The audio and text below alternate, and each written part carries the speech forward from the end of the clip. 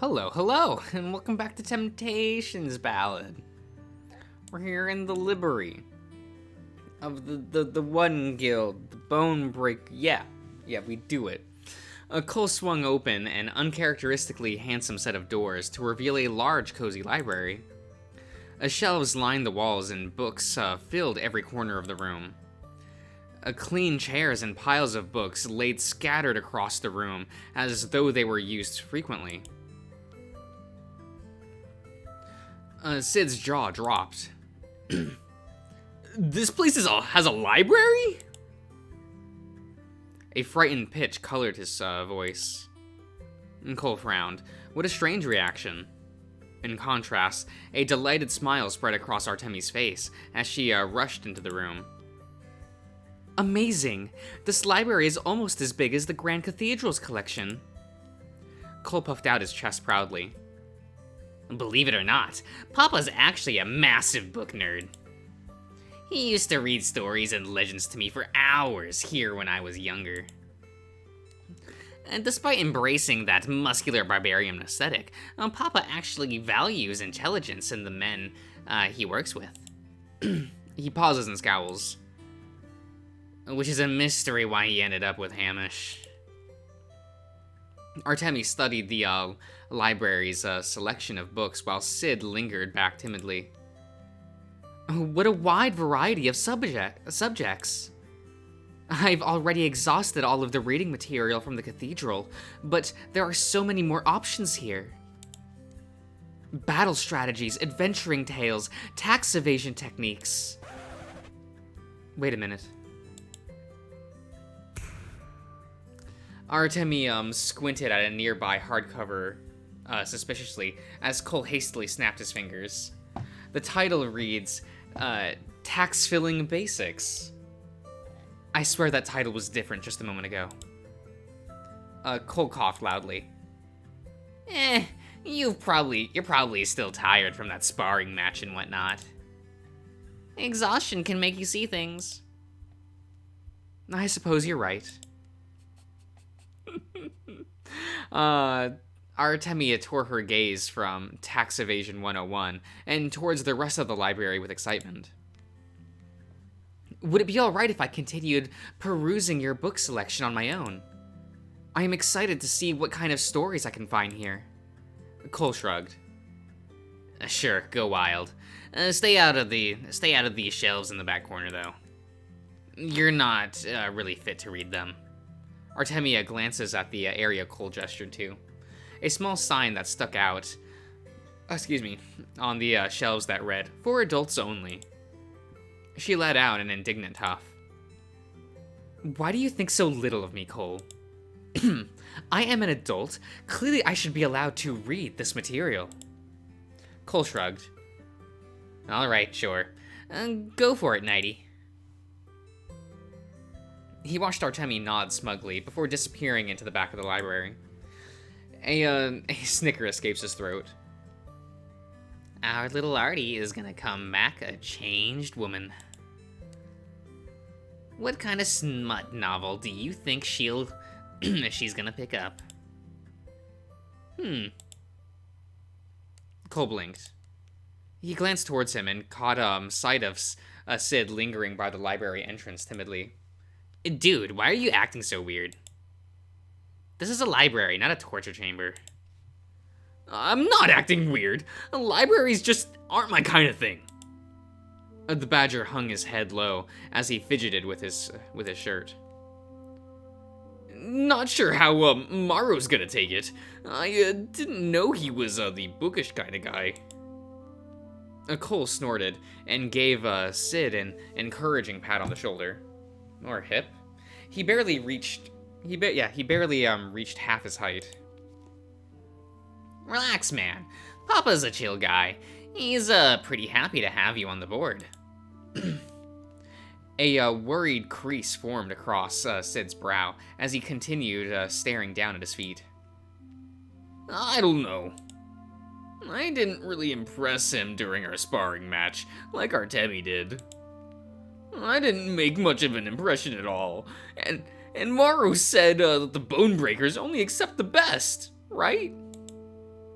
But what if I don't live up to his standards? A panic slowly soaks across Sid's face as he looked up at Cole pleadingly.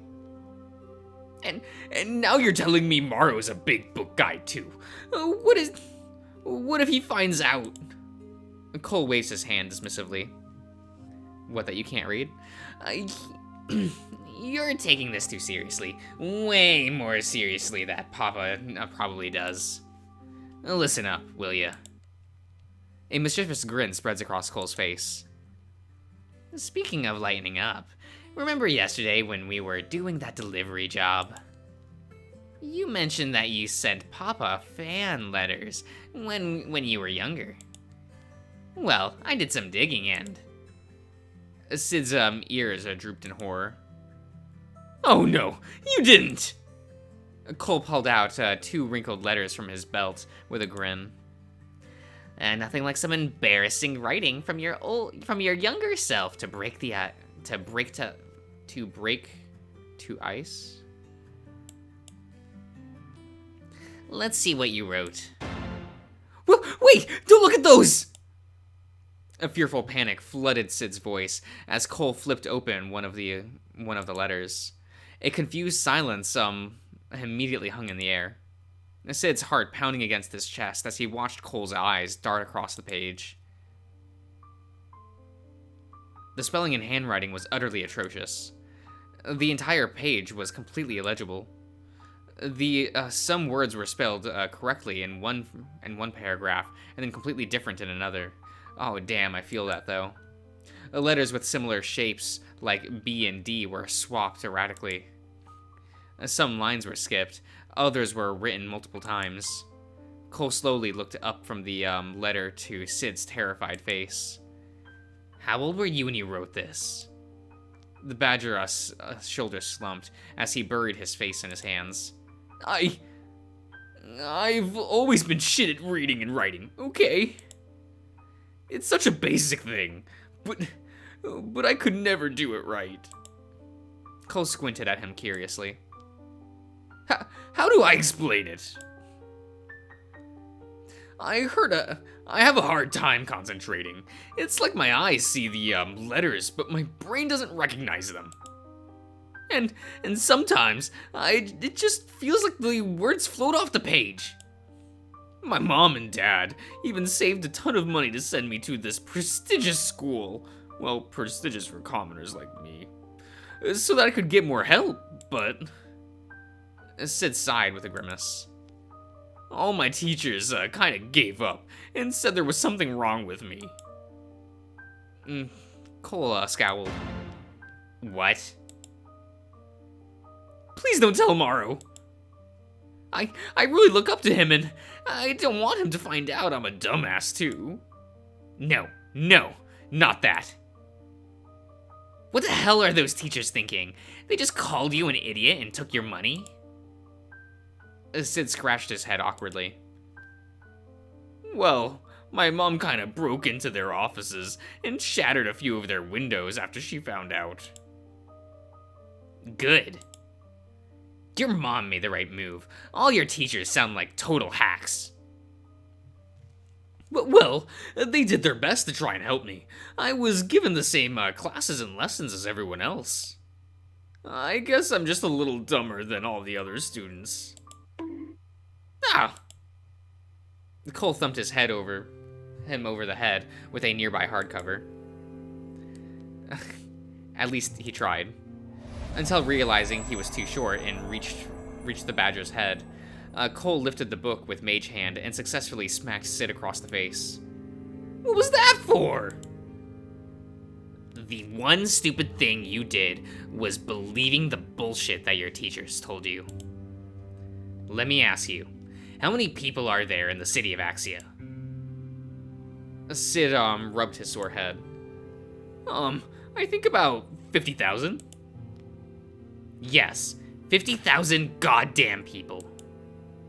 Do you honestly think all 50,000 of them learn things the exact same way? Sid fell silent. I guess not. Of course not. It's not your fault that you learn things differently. You're not stupid, and there's nothing wrong with you. Maybe you're just more of a visual learner or something. Your teachers were just too goddamn lazy to teach you in a way that's effective for you. Sid let out a quiet chuckle. The way Cole began fuming over his past teachers made Sid a little nervous, but he'd be hard-pressed to deny that's wasn't a little reassuring. Hey, there's no need to get so worked up. This all happened a long time ago. Shut up. I'm allowed to get pissy here. These people let you grow up believing that you're a dumbass. Like, who does that? I tell you what. Cole let out a frustrated scoff before pulling another book off the shelf with mage hand. I'll teach you how to read and write better. If I manage to do a better job than your teachers, we're gonna team up with Miss Shriekroad and burn down that damn school. I'm not sure that's the motive, that's to motivate me or not. Of course it is. Think of all the kids you'll be saving from their lazy teaching. First rule of Bone Breakers, we never leave anyone behind. Cole's expression sank with a hint of guilt. I've never been particularly good at following rules, but might as well start today, right? He cleared his throat loudly and plopped onto the floor of the library. The hyena patted the spot next to him as an invitation while he flipped open a book. Wow, all this is happening while Artemi is reading porn. Amazing. Come on, you want to read or not? Sid fidgeted with the hem of his tunic, self-consciously. I don't know if I'm worth all this effort. Cole puffed out his chest, furiously as he jammed a forceful finger on the spot next to him. Sit down and read the damn book. All right. What kind of book are we reading? Cole's expression softened into a grin as he showed off the cover. It's called The First Collier, one of my favorite fantasy novels when I was young. I hope I'm saying that right. Collier? Okay. Papa used to read it to me all the time. It's about an old owl who learned to tame fire. He takes on an apprentice who later invents the art of blacksmithing, and... Cole snaps his mouth shut. No spoilers. Come on, let's read. Despite Cole's contagious enthusiasm, Sid found himself shaking with anxiety as his eyes desperately scanned the pages. He gulped. Okay. I was born into a time of chaos, and everlasting... Sid struggled to focus on the words as a light headache began to set in. Strange enchantments. Cole cleared his throat. You skipped a few sentences there, buddy. Oh, sorry, my bad. Sid rubbed his eyes and looked back at the tiny text on the page. He spent another solid 5 minutes stumbling over the first few sentences before being hit with the realization that he had no idea what he just read. Sid dropped the book back onto his lap with a dejected sigh. Listen, Cole, I appreciate your help, but maybe I'm just not cut out for this. Cole watched him thoughtfully, scratching his chin. Explain to me what you're seeing when you look at this page. Huh? Well, I can see the words, but the letters feel like they're jumping around whenever I concentrate on them. The text is so tiny, too. My eyes start to water when it gets really hard to focus.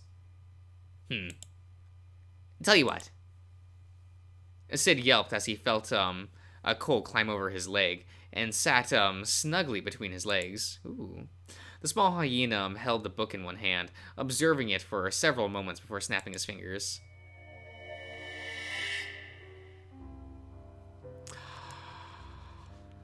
It's so cute. Sid gasped as the words glowed and literally slid off the pages of the book. A colorful wisp of illusion magic wove itself into the air as illusions came to life in front of him. How big do you want the text? Is this good? I can make the handwriting less wavy too, if that helps. Yeah, this is a lot better. Sid cleared his throat and stared at the glowing letters in front of him. Times are different now, and then... now than, they were when I was young. Cole's fingers danced with more illusion magic. As Sid read aloud, each line of text slid upwards to reveal the next in large, bold lettering. When he put the part in the story where the protagonist encountered his first forest fire, the illusions danced to life to illustrate the sea of trees and flame.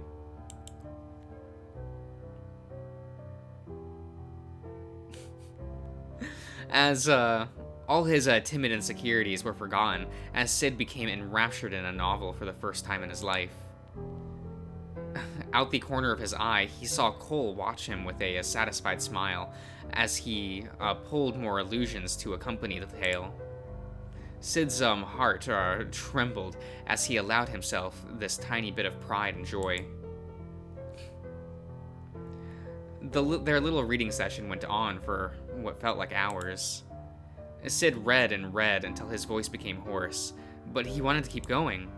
At some point, Cole's illusions began to flicker with fatigue, and they were forced to stop for the day.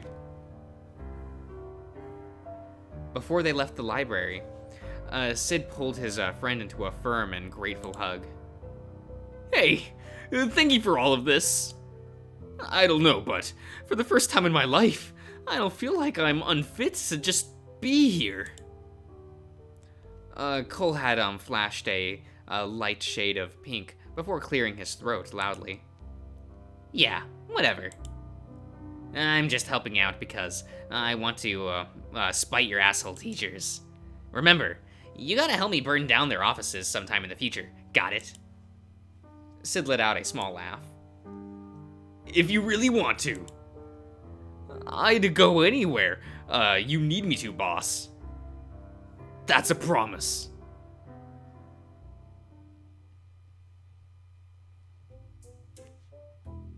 Meanwhile, in the back of the library for the adults only section, Artemi let out a horrified gasp and tossed her book to the floor.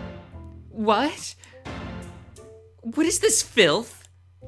I had no idea such literature existed. Artemi rubbed her eyes in horror in an effort to purge the words from her sight. Cole was right. Maybe I wasn't ready for this. I must cease my reading at once. A holy knight shouldn't be anywhere near such gross and obscene nonsense. Artemi took several steps towards the exit before glancing back sheepishly at the book on the floor. Look at that face. Oh no. Artemi. As she gulped and shook her head furiously. No. What am I thinking? This is an absolute embarrassment to the name of the creators chosen. Artemi's face flushed as she gingerly plucked the book off the floor. But the story was just starting to get good. It would be a shame to stop right now. Yes, surely there are people who read these kind of stories for the plot. I sure do. I can't be the only one. The knight plopped down into her seat and flipped through the pages eagerly. I'll just skip the part with the filth and move on with the story and...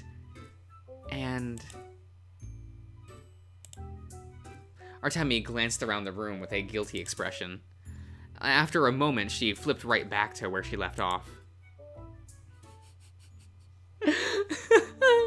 She's getting there. Oh no, our dearest Artemi.